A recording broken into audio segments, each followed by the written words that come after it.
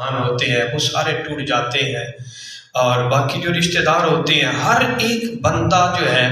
وہ اپنی اہمیت رکھتا ہے، کوئی بھی بندہ ہے۔ ہم بعض ایسے لوگوں کو سمجھتے ہیں کہ جو بالکل ہمارے محلے کے اندر نکما ترین بندہ ہوتا ہے، ہم اسے کہتے ہیں کہ یہ تو بالکل فارغ ہے، یہ تو بیکار، لیکن فارغ وہ بھی نہیں ہوتا۔ اسی کی وجہ سے ہمارے جو بعض ہم جب فراغت کے اندر ہوتے ہیں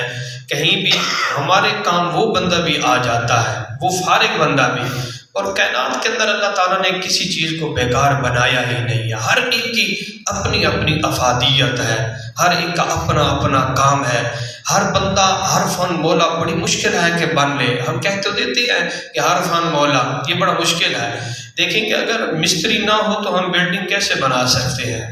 اور اگر عالم فاضل نہ ہو تو ہمارے نکاح، ہمارے جنازے، کل خانیاں یہ کیسے بھگتیں گے؟ اور اس کے علاوہ اگر سرمایہ دار نہ ہو تو پھر ہمارے نظام کیسے چل سکتے ہیں؟ یعنی اگر کاشتکار نہ ہو تو پھر ہماری کاشتکاری کیسے ہو سکتی ہے؟ ہر ایک بندے کی اپنی اپنی افادیت ہے، کہ کوئی مزدور ہے وہ بھی اپنی افادیت رکھتا ہے، کوئی شاہ ہے وہ بھی اپنی افادیت رکھتا ہے، کوئی گدا ہے وہ بھی اپنی اہمیت رکھتا ہے۔ حضرت موسیٰ علیہ السلام نے یہی بات اللہ تعالیٰ سے عرض کی تھی، مالک مولا یہ کسی کو امیر بنایا کسی کو غریب بنایا، وجہ کیا ہے؟ سب کو امیر کر دیا۔ اللہ تعالیٰ نے فرمایا جو جس حال میں نے جس بندے کو رکھا ہوا ہے میں خوب جانتا ہوں، میں رب العالمین مجھے پتا ہے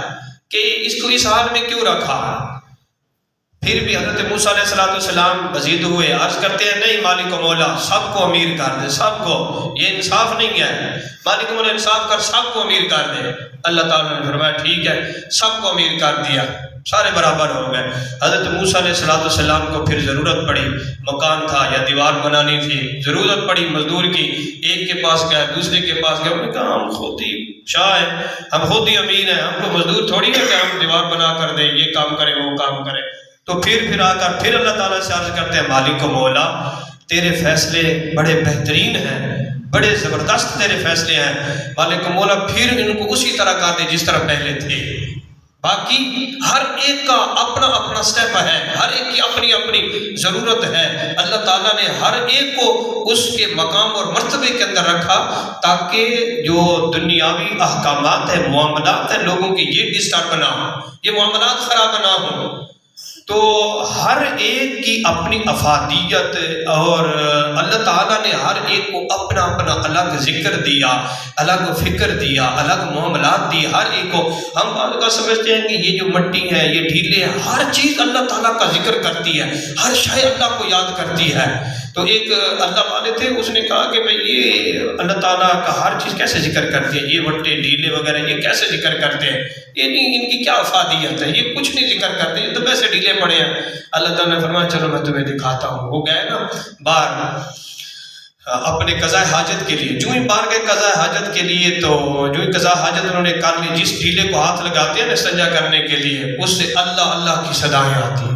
اللہ اللہ کی صدائیں۔ وہ دوسرے کو لگائے تیسرے کو لگائے، اللہ اللہ کی صدائیں آتی۔ وہیں پر معافی مانگی، مالک و مولا مجھے پتہ چل گیا کوئی چیز بیکار نہیں ہے، کوئی چیز تیرے ذکر فکر سے مبرہ نہیں ہے، مالک و مولا بس میں پہچان گیا ہوں، اگر سب کے ذکر کو، سب کی افادیت کو واضح کر دے تو دنیا کے معاملات سارے کے سارے رک جاتے ہیں۔ مجھے اب مشکل ہے مالک و مولا ان کے ذکر کو بند کر اور ان کے ذکر کو مخفی رکھ تاکہ میں اپنا کام کر سکوں، اپنی قضاء حاجت پوری کر سکوں۔ تو اس وجہ سے ہر ایک کی اپنی اپنی افادیت، اور جب وہ بندہ چلا جاتا ہے اس بندے کی جو کمی ہے وہ صدیوں تک پوری نہیں ہو سکتی، صدیوں تک۔ بندہ ہم کہتے ہیں کہ یار بندو جیسے بندے کئی آ جاتے ہیں، لیکن جو اس کی افادیت ہوتی ہے، اس کی اہمیت ہوتی ہے، اس تک کوئی پہنچتا نہیں ہے، وہ والی کمی ہمیشہ کے لیے باقی رہتی ہے۔ نبی کریم رؤوف رحیم صلی اللہ علیہ وآلہ وسلم کی ایک حدیث مبارکہ، اسی پہ میں کلام کرنا چاہتا ہوں، جس کے روایت فرمانے والے حضرت سیدنا معاذ بن جبل رضی اللہ تعالی عنہ ہے۔ حضرت سیدنا معاذ بن جبل رضی اللہ تعالی عنہ وہ صحابی رسول ہے کہ جن کی عمر 18 سال تھی، 18 سال تھی، یا بعض روایتوں کے اندر آتا ہے کہ 22 سال عمر تھی۔ نبی رحمت صلی اللہ علیہ وسلم نے ان کو یمن کا قاضی بنا کر بھیجا، قاضی۔ حضرت معاذ بن جبل رضی اللہ تعالی عنہ آقا کریم صلی اللہ علیہ وسلم سے عرض کرتے ہیں یا رسول اللہ صلی اللہ علیہ وسلم آپ مجھے یہاں سے بھیجنے یمن کا قاضی بنا کر، عمر بھی چھوٹی ہے، دوسرا یہ ہے کہ میں آپ کے قریب رہتا ہوں، آپ کی زیارتیں کر لیتا ہوں، بھوک بھی میری مٹ جاتی ہے، پیاس بھی مٹ جاتی ہے، چہرہ مصطفیٰ دیکھ لیں یار ذرا غور تو کریں وہ کیسا سما ہوگا کہ جب مصطفیٰ کریم صلی اللہ علیہ وسلم سامنے جلوہ گر ہوں گے اور صحابہ کے جھرمٹ میں ان کا بولنا، ان کا چلنا، ان کا کھانا پینا، گفتار، وہ کیا عالم ہوگا۔ حضرت معاذ بن جبل عرض کرتے ہیں یا رسول اللہ صلی اللہ علیہ وسلم مہربانی فرمائے اپنے سے دور نہ کریں،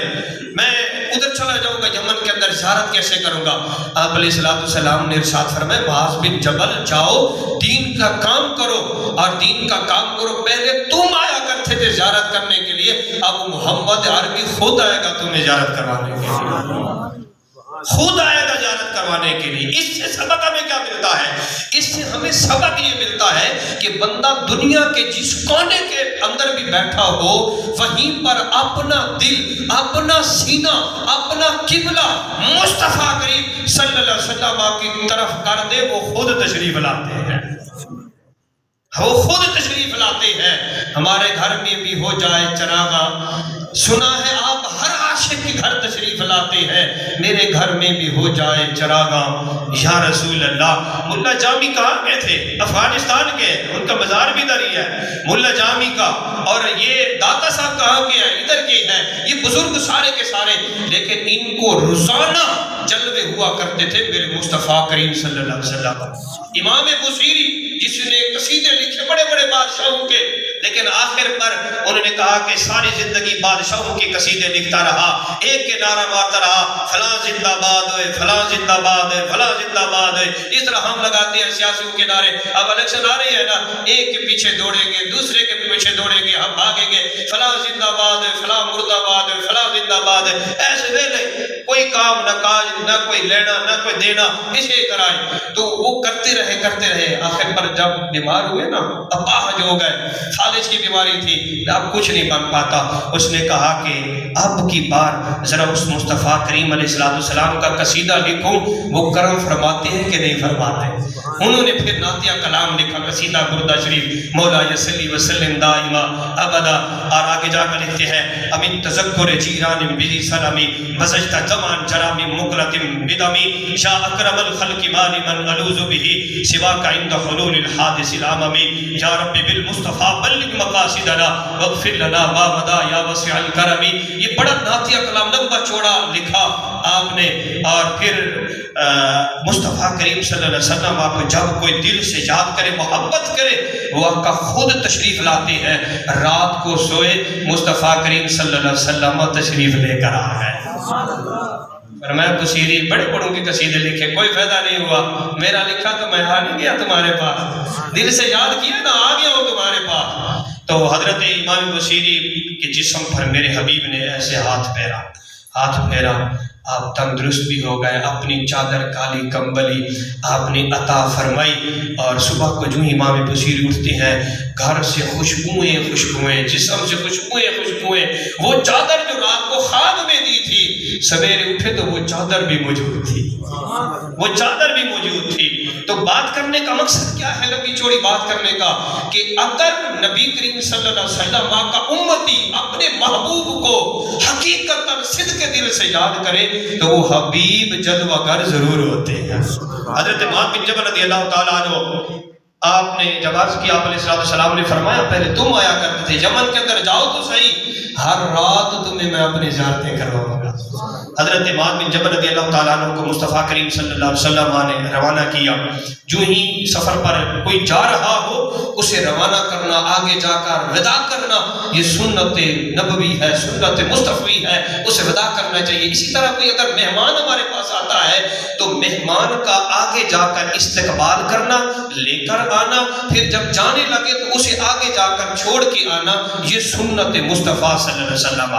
بعض بزرگوں کا تو طریقہ کار یہ تھا کہ وہ جوتے بھی نہیں پہنا کرتے تھے کہ ہمارے مہمان تشریف لائے ہیں، اور دوڑ کر جاتے تھے آگے، ان کا استقبال کرتے تھے، جب وہ واپس جاتے تو ان کو ودا کیا کرتے تھے۔ اور بعض بزرگوں کا تو یہ طریقہ کار تھا کہ مہمان جو کھانا کھا کر چلے جاتے، جو بچ جاتا وہی اپنے بچوں کو کھلاتے کہ یہ ضرور کھاؤ کہ یہ کھانا بڑا